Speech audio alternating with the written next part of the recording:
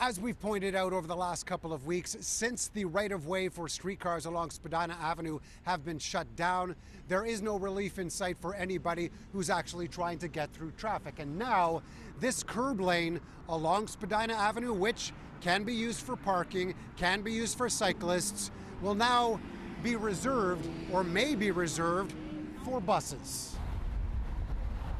With slow traffic, the city's response to travel times now being tripled along Spadina hasn't been quick. More than 2 weeks into streetcars being replaced with buses. Now, plans for priority bus lanes have taken over, moving transit riders a little quicker, but reducing space for others. Having a dedicated bus route means that the buses can keep moving along Spadina. They're not getting caught in the traffic, and that means that the other measures like traffic wardens can also be more effective along the 510 streetcar route. The dedicated bus lane would run along the curb between Richmond and Lakeshore, reducing the number for other drivers to just 2 lanes. The city and TTC are proposing the temporary removal of on-street parking and a taxi stand to make room, changes that would remain in place until the streetcar right-of-way reopens in January 2025.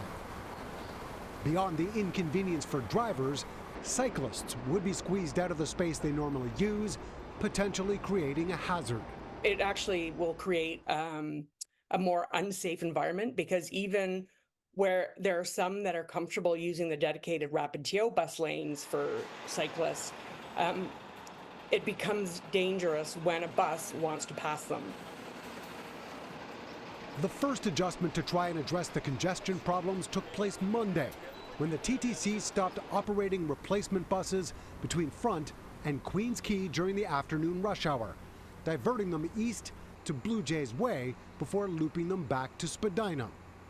Now, this, to see if buses can move a little quicker at the expense of others who chose to head in this direction.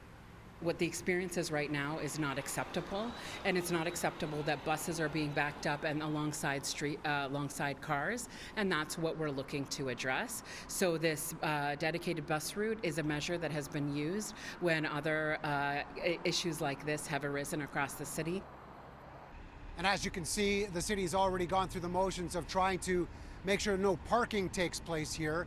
The cyclists have suggested that maybe the bike sharrows, the markings along the curb lane, be moved into the middle to make sure drivers understand that bikes are still allowed. The actual decision on whether this becomes a dedicated bus lane will go to City Council in a couple of weeks. Mark McAllister, City News.